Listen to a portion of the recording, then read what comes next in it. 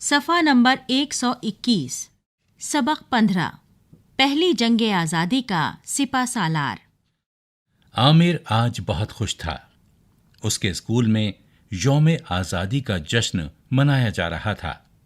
इस मौके पर स्कूल में एक ड्रामा स्टेज किया गया जिसका मौजू था पहली जंग आज़ादी का सिपा सालार।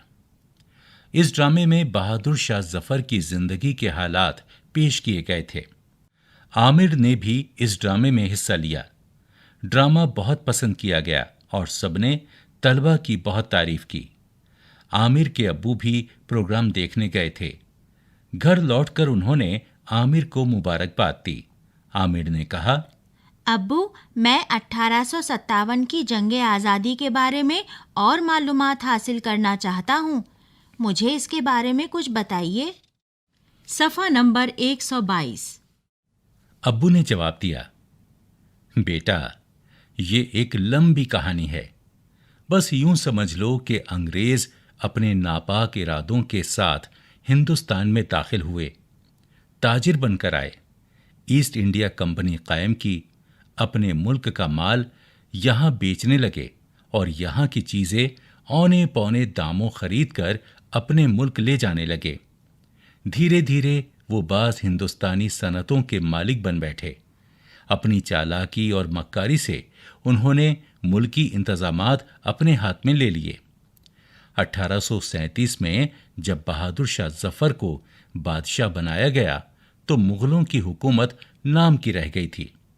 अंग्रेज बादशाह को वजीफा देते थे और हुक्म कंपनी के अफसरों का चलता था। आमिर ने हैरत ज़दा होकर कहा, अब्बू, तो बादशाह अंग्रेजों की बात मानते ही क्यों थे? बेटा, अंग्रेज बड़े ताकतवर हो गए थे। उन्होंने अपनी फौज भी बना ली थी। अब्बू ने जवाब दिया। आमिर ने फौरन कहा, तो क्या इतने बहुत से अंग्रेज हिंदुस्तान आ गए थे कि उनकी फौज भी बन गई? अब्बू ने बताया, नहीं बेटा, अंग्रेजों ने हिंदुस्तानियों को अपनी फौज में भर्ती किया था। तनख्वाह अंग्रेज देते थे, इसलिए हिंदुस्तानी उनका हुक्म मानते थे। तो क्या बादशाह के पास फौज नहीं थी? आमिर ने पूछा। अब्बू ने जवाब दिया, बेटा, फौज तो थी लेकिन बराए नाम। फिर 1857 की जंग आज़ादी कैसे लड़ी गई? आमिर ने सवाल किया। अब्बू ने बताया, अंग्रेजों का जुल्म और नाइंसाफी बढ़ती जा रही थी। आवाम में बेचैनी थी। बहादुर शाह जफर को भी आवाम के हालात का इल्म था। वो अपने मुल्क को अंग्रेजों से निजात दिलाना चाहते थे। उधर अवध की बेगम हजरत महल, झांसी की रानी लक्ष्मीबाई, बिहार के बाबू कंवर सिंह, नाना साहब पेशवा और तात्या टोपे वगैरह अपने अपने इलाकों में अंग्रेजों के कदम उखाड़ने की जिद्दोजहद में लगे थे। सफ़ा नंबर 123। आमिर ने कहा, अब्बू, इसका मतलब ये हुआ कि सारे मुल्क में लोग अंग्रेजों के खिलाफ हो गए थे। अब्बू ने कहा, हाँ बेटा, अंग्रेजी फौज के हिंदुस्तानी सिपाहियों में भी अंग्रेजों के खिलाफ बेचैनी पैदा हो रही थी। अंग्रेज इन हिंदुस्तानी फौजियों के साथ बदसलूकी करते थे। अंग्रेजों के खराब रवैये और बाज दूसरे मामलात की वजह से मेरठ छावनी के हिंदुस्तानी सिपाहियों ने बगावत कर दी। उन्होंने अपने अंग्रेज अफसरों को कत्ल कर दिया। 10 मई 1857 को 5000 सिपाहियों ने दिल्ली का रुख किया। अगले दिन वो सिपाही लाल किले पहुंचे। बादशाह जफर को अपना शहंशाह तस्लीम किया। सिपाहियों ने बादशाह से दरखास्त की कि वो उनकी कमान संभाल लें। इसका मतलब ये हुआ कि अंग्रेजों की फौज अब बहादुर शाह जफर की फौज हो गई। आमिर ने पूछा। सफ़ा नंबर 124। अब्बू ने जवाब दिया, हाँ बेटा, जिस फौज ने बगावत की थी वो अब बहादुर शाह जफर के साथ हो गई थी। उन्होंने फौज की कमान जनरल बख्त खां को सौंप दी। उनकी सरबराही में हिंदुस्तानी फौजियों ने अंग्रेजों को दिल्ली से भगा दिया। तो फिर ये जंग नाकाम क्यों हुई? आमिर ने पूछा। अब्बू ने बताया, इसलिए कि अंग्रेजों की फौजें दिल्ली के बाहर मोर्चे बनाए डटी रहीं। अंग्रेज अपनी फौजी ताकत बढ़ाने में लगे रहे। वो हिंदुस्तान पर मुकम्मल हुकूमत के ख्वाब को अधूरा नहीं छोड़ना चाहते थे। उनके जासूस शहर में फैले हुए थे और हिंदुस्तानी फौज की पल पल की खबरें अंग्रेजों को पहुंचा रहे थे।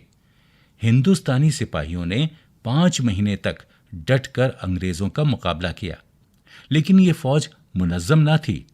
उनके पास वसाइल की भी बेइंतहा कमी थी। इस वजह से अंग्रेज दिल्ली पर दोबारा कब्जा करने में कामयाब हो गए। ओहो, तो इस वजह से ये जंग नाकाम हुई। सफ़ा नंबर 125। अब्बू ने कहा, हाँ बेटा, उस वक्त अंग्रेजों की चालाकी हम पर भारी पड़ी। अंग्रेजों ने हिंदुस्तान पर कब्जा कर लिया, बहादुर शाह जफर को गिरफ्तार कर लिया और उनके 2 बेटों को सरेआम गोली मार दी गई।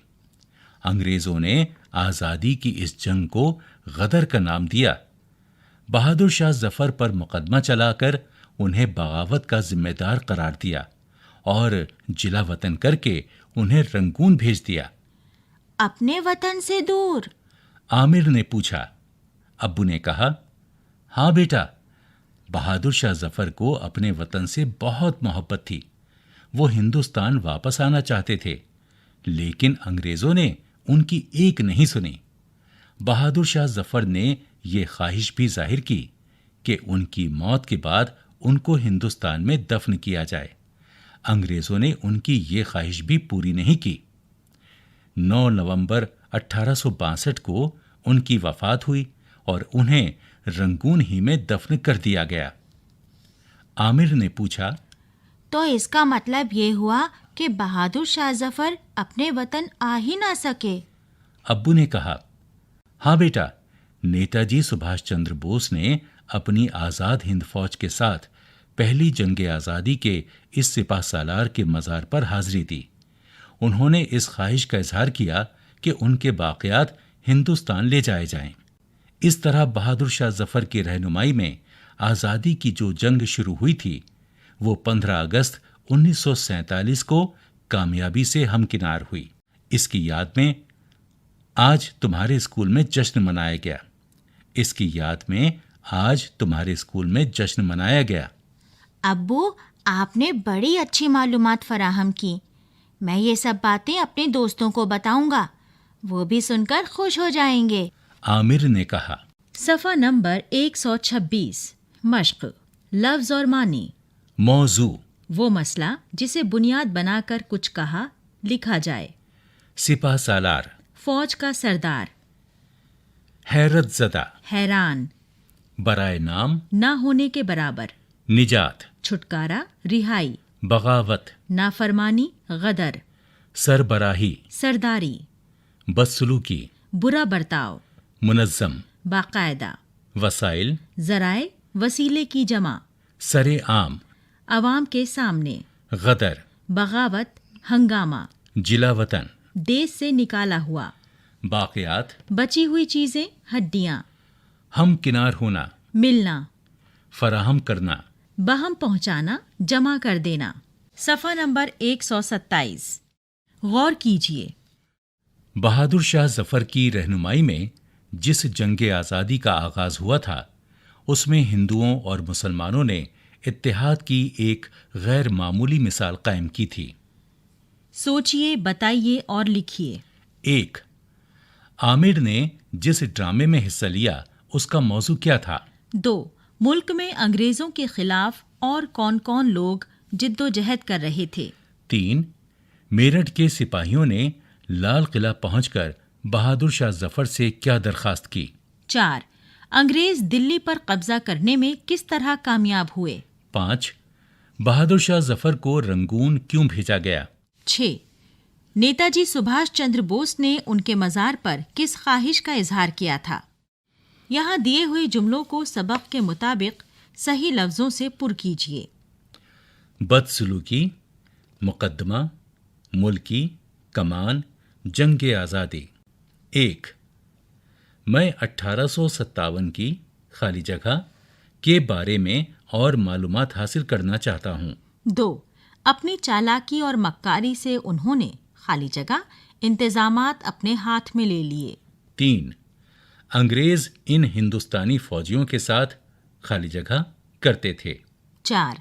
सिपाहियों ने बादशाह से दरखास्त की कि वो उनकी खाली जगह संभालें। 5. बहादुर शाह जफर पर खाली जगह चलाकर उन्हें बगावत का जिम्मेदार करार दिया। सफ़ा नंबर 128। पढ़िए, समझिए और लिखिए। जो ज़माना गुजर चुका हो उसे माजी कहते हैं, मौजूदा ज़माने को हाल कहते हैं, आने वाले ज़माने को मुस्तकबिल कहते हैं। यहाँ दिए हुए जुमलों में किस ज़माने का जिक्र है, खाली जगहों में लिखिए। 1. मैं जंगे आज़ादी के बारे में और मालूमात हासिल करना चाहता हूँ। 2. मुग़लों की हुकूमत नाम की रह गई थी। 3. ये सब बातें मैं अपने दोस्तों को बताऊंगा। माजी, हाल और मुस्तकबिल की 2-2 मिसालें लिखिए। इन मुहावरों को जुमलों में इस्तेमाल कीजिए। मुहावरे: कदम उखड़ना, डट कर मुकाबला करना, एक न सुनना, भारी पड़ना। सफ़ा नंबर 129। यहाँ अहम शख्सियात की तस्वीरें दी गई हैं। तस्वीरों को उनके सही नामों से मिलाइए। नाम हैं झांसी की रानी, सुभाष चंद्र बोस, तात्या टोपे, बाबू कुंवर सिंह, बहादुर शाह जफर, बेगम हजरत महल। सफ़ा नंबर 130। दिए हुए जुमलों में रंगीन लफ्ज़ों के मुतज़ाद खाली जगहों में लिखिए। आमिर आज बहुत खुश था। यहाँ खुश लफ्ज़ रंगीन है। बहादुर शाह जफर की जिंदगी के हालात पेश किए गए थे। यहाँ जिंदगी लफ्ज़ रंगीन है। सबने तलबा की बहुत तारीफ की। यहाँ तारीफ रंगीन है। अब्बू ने जवाब दिया। यहाँ लफ्ज़ जवाब रंगीन है। अंग्रेज अपने नापाक इरादों के साथ हिंदुस्तान में दाखिल हुए। यहाँ नापाक लफ्ज़ रंगीन है। औने पौने दामों खरीद कर अपने मुल्क ले जाने लगे।